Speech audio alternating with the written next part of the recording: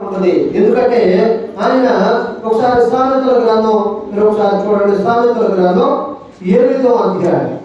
సామెతల గ్రంథం 8వ అధ్యాయం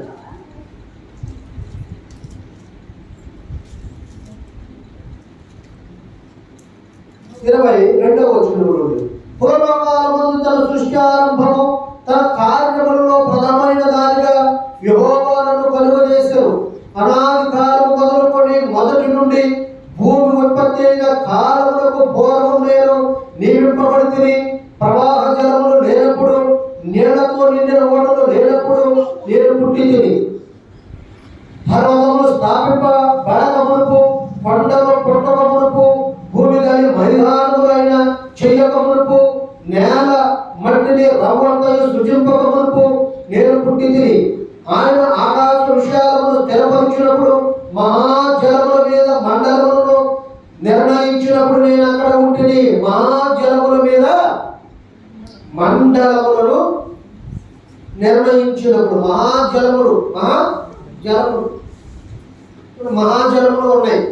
అవి ఎప్పుడు విప్పబడిన నోవాహు దినాలలో 40 రాత్రులు 40 పగళ్ళు మహాజలములు, ఆకాశపు తూములు విప్పబడినవి. ఆకాశ తూములు విప్పబడినవి.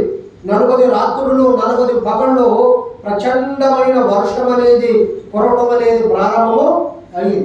కనుక ఆకాశపు వీధులు, ఎందుకంటే ఆకాశపు తూములు తెరవబడినప్పుడు ప్రచండమైన వర్షము పడినదని మనం చూస్తూ ఉన్నాం.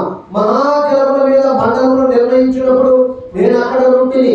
ఆయన పై ఆకాశమును స్థిరపరిచినప్పుడు పైన ఆకాశమును స్థిరపరిచాడు ఆయన. అందుకని నేను అంటున్న మాట ఏంటంటే, ఆకాశమున సింహాసనము, భూమిన పాదపీఠము అనండి. కనుక మహోన్నతమైన స్థలములలో నివసించుచున్న దేవుడు మనుషుల నిమిత్తము ఆయన ఎంతగా తనను తాను తగ్గించుకుని వ్యక్తులుగా చేసుకుని ఈ లోకంలోనికి ఆయన వచ్చి ఉన్నారు. కనుక చూడండి, అందుకని అంటున్నాడు, ఆకాశ మహాకాశములు పట్టజాలని దేవుడు. ఆకాశ మహాకాశములు పట్టజాలని దేవుడు. కనుక ఆయన పై ఆకాశమును స్థిరపరిచినప్పుడు, జలధారలను ఆయన బిగించినప్పుడు జలధారలను కూడా ఆయన బిగించి ఉన్నాడు. అందుకనే ఆయన పరిశుద్ధ స్థలంలో నుండి ఒక నది బయలుదేరి ఉన్నదని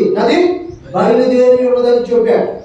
ఆ నది బయటికి వచ్చిన తర్వాత ఆ నది ఏదేను తోటలో ప్రవహించి ఆ ఏదేను తోటలో ఉన్న ప్రతి చెట్టుకు కూడా కావలసిన నీటిని అందిస్తూ ఉంది.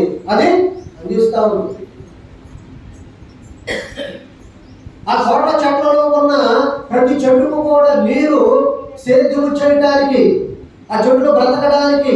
అందుకనే ఎన్నికల గ్రంథంలో కూడా రాయబడిన మాట ఏంటంటే 47వ అధ్యాయంలో ఈ నది